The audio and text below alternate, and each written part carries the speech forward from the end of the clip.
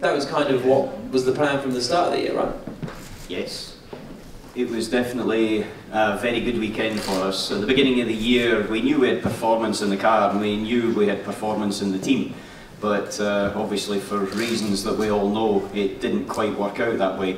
But Berlin was a perfect scenario for us, being in Germany. Just the way the whole weekend went, Daniel being on pole, German on pole, the television coverage being right in the middle between the two German Cup finals, and then a 1-2 with the fastest lap. So a clean sweep of everything, and I think it made everybody's life a little bit easier on Monday morning to go home to the board and say, yeah, we did it. So yeah, I was very pleased and proud of how we all pulled it together. And it leapfrogged us up into second in the championship. And if I think back to Santiago, when Daniel got a hit on the first lap and Lucas had the technical problem and we were sort of scratching our heads and we were near the bottom of the championship, then it's been a massive turnaround. And so it's certainly a very positive upswing, but it was definitely probably one of the best weekends of my career. Certainly as a team principal, no question, but it was definitely a really, really enjoyable moment. The best of the 8 then, so far. And how impressive was Daniel, and how much has he come on as a driver? Do you want to snap him up for the next few years now? Well, if you look at Daniel, I think a few people in this room as well wondered about Daniel.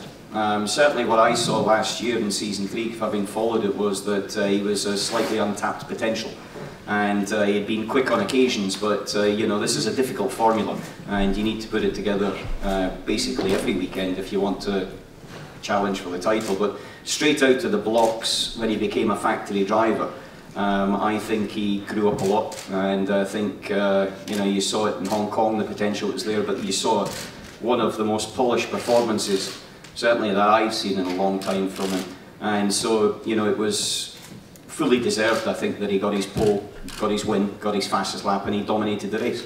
And so from that perspective, it was really nice to see. But it was also, there was quite a few questions as well that I think we'd like to just answer, and that was from the media about his future, because Daniel was brought in through the team and the way we took it over, but for us it was very clear that he was a driver for the long term, not just the short term. And so very pleased that he'll be with us as well in season 5. So you'll see Lucas de Grassi, Daniel Abt as our driver lineups coming forward into season 5 as well. Have you had your contract renewed? Are you doing season 5? Well, we've got to wait and see on that one. We'll see how we get on in the next 3 races. Still got New York and Zurich to go. But you come back to just Daniel on a second. I think he's got his seat on his merit, and purely on his merit, by the job he has done through the course of this year. And I'm a big believer in giving people opportunities to show what they can do. And he grabbed a hold of it, and Berlin was a perfect example of what he can do with it.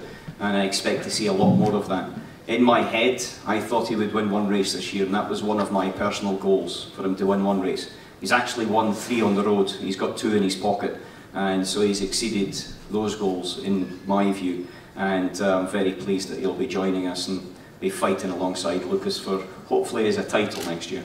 Great, thank you very much. Best of luck for the weekend. Nicolas, moving on to you. Jerome had great pace in qualifying last time out, and there have been sort of flashes of speed throughout the year for Drago. How do you assess your season? So, obviously the beginning of the season in Hong Kong was not as expected, but after we have shown some very good pace in Marrakesh, and with also a Super Pole, and at the last race in Berlin as well with a Super Pole for Jerome. So we think that the pace of the car is here, the performance can be here. After we need to complete the performance to finish the race properly and reach a podium, which is still our target for the next 3 races.